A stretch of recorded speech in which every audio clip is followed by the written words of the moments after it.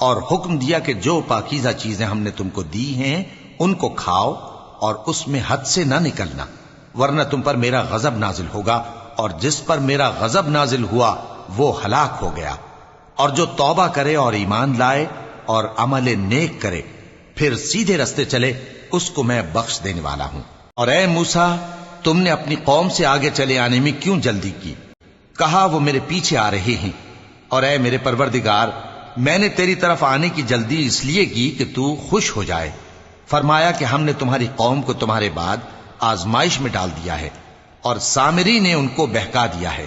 اور موسیٰ غصے اور غم کی حالت میں اپنی قوم کے پاس واپس آئے اور کہنے لگے کہ اے قوم، کیا تمہارے پروردگار نے تم سے اچھا وعدہ نہیں کیا تھا؟ کیا میری جدائی کی مدت تمہیں لمبی معلوم ہوئی، یا تم نے یہ چاہا کہ تم پر تمہارے پروردگار کی طرف سے غضب نازل ہو، اور اس لیے تم نے مجھ سے جو وعدہ کیا تھا اس کے خلاف کیا؟ کہنے لگے کہ ہم نے اپنے اختیار سے آپ سے وعدہ خلافی نہیں کی، لیکن ہم ان لوگوں کے زیوروں کا بوجھ اٹھائے ہوئے تھے، پھر ہم نے اس کو آگ میں ڈال دیا، اور اسی طرح سامری نے ڈال دیا۔ تو اس نے ان کے لیے ایک بچڑا بنا دیا، یعنی ایک بے جان جسم جس میں گائے کسی آواز تھی۔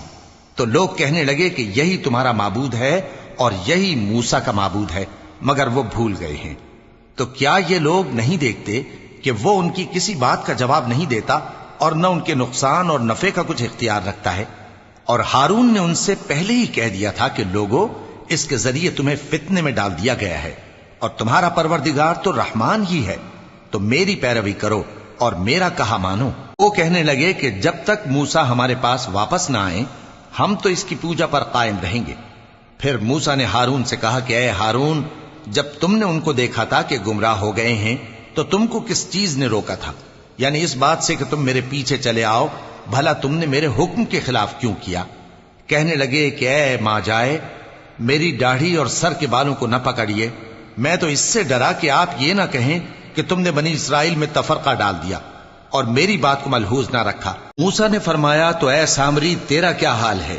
اس نے کہا کہ میں نے ایسی چیز دیکھی جو اوروں نے نہیں دیکھی، تو میں نے فرشتے کے نقش پا سے مٹی کی ایک مٹھی بھر لی، پھر اس کو بچڑے کے جسم میں ڈال دیا، اور مجھے میرے جی نے اس کام کو اچھا بتایا۔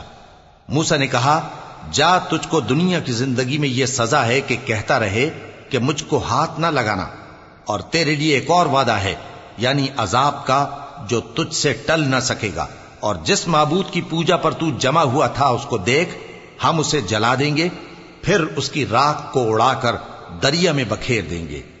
تمہارا معبود تو اللہ ہی ہے، جس کے سوا کوئی معبود نہیں، اس کا علم ہر چیز پر محیط ہے۔ اس طرح ہم تم سے وہ حالات بیان کرتے ہیں جو گزر چکے ہیں، اور ہم نے تمہیں اپنے پاس سے نصیحت کی کتاب عطا فرمائی ہے۔ جو شخص اس سے منہ پھیرے گا وہ قیامت کے دن گناہ کا بوجھ اٹھائے گا،